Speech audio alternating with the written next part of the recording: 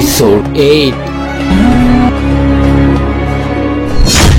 போற வழியில காளி ஒரு சிலைய பார்த்துட்டு, என்னடா உங்க ஊர்ல நாய்க்கெல்லாம் மாலை போட்டு சிலையா செதுக்கி வச்சிருக்கீங்க அப்படின்னு கேக்குறான்.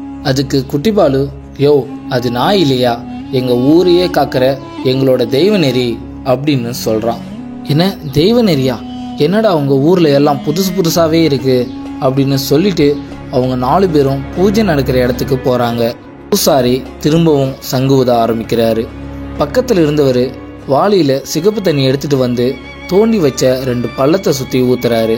இத பார்த்துட்டு காளி குட்டிபாலு கிட்ட, எதுக்காக சிகப்பு தண்ணி ஊத்துறாங்க அப்படின்னு கேக்குறான். அது சிகப்பு தண்ணி இல்ல, அது எரும மாட்டு ரத்தம் அப்படின்னு சொல்றான் குட்டிபாலு. அப்ப அந்த பூசாரி, வரவங்களாம் வரலாம் அப்படின்னு சொல்றாரு. அப்ப ஒரு வயசான பாட்டி ஒரு கைப்பிடி மண்ணை எடுத்துட்டு வந்து அந்த தோண்டி வச்ச பள்ளத்துக்கு முன்னாடி நின்றுட்டு எட்டுன்னு வந்த ஒரு கைப்பிடி மண்ணை அந்த பள்ளத்துக்குள்ள வேண்டிக்கின்னு போடுறாங்க. இதை பார்த்த பிரபு, எதுக்காக வயசானவங்க எல்லாம் ஒரு கைப்பிடி மண்ணை எடுத்துட்டு வந்து போடுறாங்க அப்படின்னு குட்டிபாலு கிட்ட கேட்குறான். அதுக்கு குட்டிபாலும், இந்த வயசானவங்க எல்லாம் சுற்றி இருக்கிற 17 கிராமத்தை சேர்ந்தவங்க. எங்கள் கிராமத்தில் இருக்கிற சாபம் தப்பி தவறி கூட மற்ற கிராமத்துக்கு வந்துடக்கூடாதுன்னு சொல்லி எங்கள் கிராமத்து இலையில வயசானவங்க சில பேர் ஒரு கைப்பிடி மண்ணை எடுத்துட்டு வந்து போடுவாங்க. இது அவங்களோட ஒரு சின்ன நம்பிக்கைன்னு கூட சொல்லலாம். இன்னொரு பக்கம் காளி, எதுக்காக நடுவில் 2 பள்ளத்தை தோண்டி வச்சிருக்காங்கன்னு கேட்குறான். அதுக்கு குட்டிபாலு, மரக்கட்டைய வாசல் மாதிரி செஞ்சு அந்த பள்ளத்துல நடுவாங்க அப்படின்னு சொல்றான். இதை கேட்டு காளி, மரக்கட்டை நடுறதுக்காப்பா இவ்வளோ ஆரவாரம் அப்படின்னு கேட்குறான். இது நீங்க நினைக்கிற மாதிரி சாதாரண மரக்கட்டை இல்லை, 64 சித்தர்கள் சேர்ந்து மந்திர வார்த்தைகளை செதுக்கின மரக்கட்டை இது.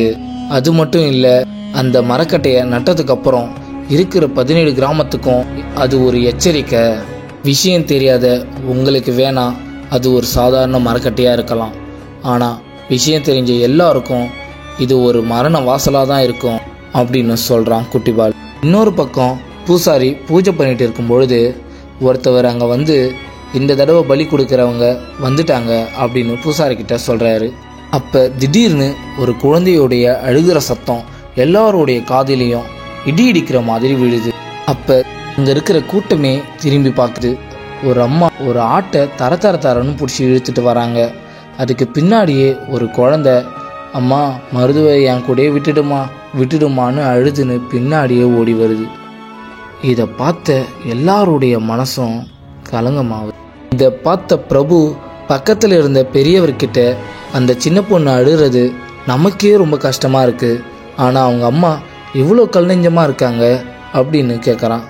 அதுக்கு பெரியவர், தம்பி அவ அந்த ஆடை குடும்பத்தில் ஒருத்தனா வளர்த்தா, குழந்தையுடைய அழுகிற சத்தம் அந்த தாய்க்கு கொடுமையானது தான், ஆனால் வரப்போகிற சாபம் அதை விட கொடூரமானது அப்படின்னு சொல்கிறாரு. பூசாரி, ஆட்டை இழுத்துட்டு வந்து கிட்ட நிற்க வைங்க அப்படின்னு சொல்கிறப்ப அந்த சின்ன பொண்ணு, என்னோட மருதுவை என்கிட்ட விட்டுடுங்கன்னு சொல்லி அழுவுது. பூசாரி கத்தியை எடுத்து அந்த ஆட்டுடைய தலையை அந்த சின்ன பொண்ணு முன்னாடியே வெட்டுறாரு. ஆட்டுடைய தலை தொப்புன்னு கீழே விழுது. இதை பார்த்த அந்த சின்ன பொண்ணும் தரையில மயங்கி தொப்புன்னு கீழே விழுது. இப்போதான் சுற்றி இருக்கிற எல்லாருடைய முகத்திலையும் பதட்டமும் பயமும் வருது. ஏன்னா அந்த பூசாரி ஆட்டுடைய தலையை எடுத்து பூஜை தட்டில் வைக்கிறாரு. இதை பார்த்துட்டு பிரபு, எதுக்காக பூசாரி அந்த ஆட்டுடைய தலையை எடுத்து பூஜை தட்டில் வைக்கிறாரு அப்படின்னு குட்டிபாலு கிட்ட கேட்குறான். அதுக்கு குட்டிபாலு, இந்த பலியை தெய்வம் ஏற்றுக்கிச்சா இல்லையான்னு தெரிஞ்சுக்க தேவையில்லையா அப்படின்னு சொல்கிறான். எல்லாரும் எங்கே போகிறாங்க அப்படின்னு பிரபு கேட்குறான். அதுக்கு குட்டிபாலு, சுடுகாட்டுக்கு போகிறாங்க அப்படின்னு சொல்கிறான். அப்போ காளி, எதுக்காக சுடுகாட்டுக்கு போகிறாங்கன்னு கேட்குறான். அதுக்கு குட்டிபாலு, அங்கத்தான் எல்லாருடைய நம்பிக்கையே இருக்கு, அதே மாதிரி அங்கே போயிட்டு வர வரைக்கும் எல்லாருடைய முகத்திலையும் அந்த பயம் இருக்கத்தான் செய்யும் ஏன்னு காளி கேட்குறான். எல்லாத்துக்கும் நான் பதில் சொல்கிறத விட நம்ம நேராக சுடுகாட்டுக்கே போய் தெரிஞ்சுக்கலாம் அப்படின்னு குட்டிபாலு சொல்கிறான். பிரபு, ஜீவா, காளி, குட்டிபாலு இவங்க 4 பேரும் சுடுகாட்டுக்கு போகிறதுக்காக கிளம்புறாங்க. இன்னொரு பக்கம் அந்த வைத்தியரம்மா, லக்ஷ்மி பையனுக்கு உடம்பு சரியில்லைன்னு சொன்னல, மூலிகை கொண்டு வந்திருக்கேன், 3 நாளைக்கு இந்த மூலிகையை போடு சரியாயிடும்னு சொல்கிறாங்க. அப்போ லக்ஷ்மி வைத்தியரம்மா கிட்ட, பலியை அந்த தெய்வம் ஏற்றுக்குமாக்கா அப்படின்னு கேட்குறாங்க. நல்லபடியாக இந்த பூஜையை முடிஞ்சு பலியை ஏற்றுக்கணும் தான் நானும் வேண்டிக்கிறேன் அப்படின்னு சொல்கிறாங்க வைத்தியரம்மா. சரி, நான் கிளம்புறேன். தலையன் ஐயா வேற நாகத்தாய் அம்மாவுக்கு கூழ் கொடுத்துட்டு வர சொன்னாரு, நான் போகணும்னு சொல்லி கிளம்புறாங்க. மறுபக்கம் ஜீவா, காளி, பிரபு, குட்டிபாலு இந்த 4 பேரும் சுடுகாட்டுக்கு போகிறாங்க. சுடுகாட்டில் மிகப்பெரிய சுடுகாட்டு காளியோடைய சிலை இருக்கிறத பார்த்துட்டு ஜீவா ரொம்பவே பயப்படுறான். பூசாரியும் சுடுகாட்டு காளி அம்மனுக்கு பூஜை தொடங்க ஆரம்பிக்கிறாரு. அப்போ காளி, டேய், வர வழியில் நாய்க்கு மாலை போட்டு சிலை வச்சுருந்தாங்கல்ல, அந்த சிலை இங்கேயும் இருக்குதுடா அப்படின்னு சொல்கிறான். காளி சொல்கிறத கேட்டு பக்கத்தில் இருந்தவர், தம்பி, இந்த மாதிரி பேச்செல்லாம் இங்கே வந்து பேசின்னு இருக்காதப்பா, இது ஒன்றும் நாய் கிடையாது, எங்கள் எல்லாரையும் காக்கிற எங்களோட தெய்வநெறிப்பா அப்படின்னு சொல்கிறாரு. அப்போ தெய்வநெறி சிலை பக்கத்தில் ஒரு பொந்து மாதிரி இருக்குது. பூசாரி அந்த பொந்துக்கு முன்னாடி படையல் போட்டு அதில் அந்த ஆட்டோடைய தலையை எடுத்து வைக்கிறப்ப அவரோட கையெல்லாம் நடுங்குது. கற்பூரத்தை எடுத்துட்டு வாங்க அப்படின்னு பூசாரி சொல்கிறாரு. அப்போ பக்கத்தில் இருந்தவர், இந்தாங்க கற்பூரம் அப்படின்னு கொடுக்குறாரு. காளி அந்த கற்பூரத்தை பார்த்துட்டு, என்ன இவ்வளோ பெரிய கற்பூரமா அப்படின்னு ஆச்சரியமாக பார்த்துட்டு இருக்கான்.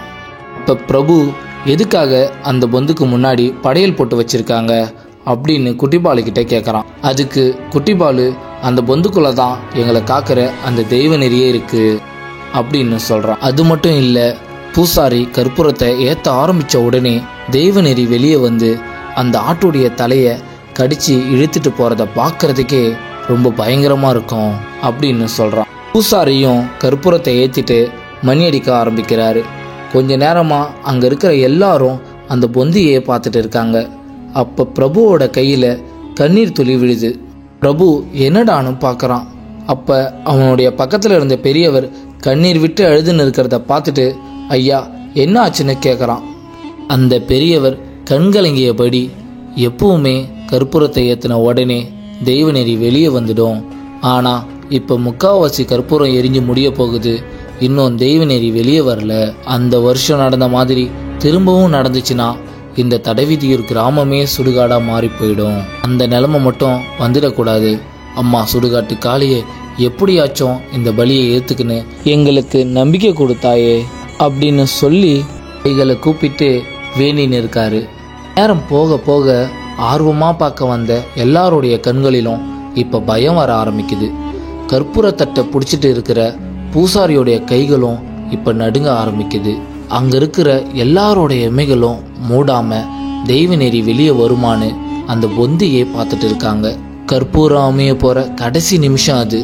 அங்கே நிற்கிற எல்லா மக்களும் கண் கலங்கின கண்களோட கற்பூரம் அமைய போகுதுன்னு என்ற பயத்தோட, இன்னும் தெய்வநெறி வெளிவரல என்ற தவிப்போட அங்கே இருக்கிற மக்கள் எல்லாரும் அந்த பொந்தியை பார்த்துட்டு இருக்காங்க. தெய்வநெறி வெளியே வருமா வராதா, அவங்களுடைய பலியை ஏற்றுக்குமா ஏற்றுக்காதா, மிஞ்சி இருக்கிற கொஞ்சம் நெஞ்ச நம்பிக்கையும் அந்த மக்களுக்கு கிடைக்குமா கிடைக்காதா அப்படின்றத அடுத்த எபிசோட்ல பார்க்கலாம். அழுகையின் குரல் எபிசோட் 9.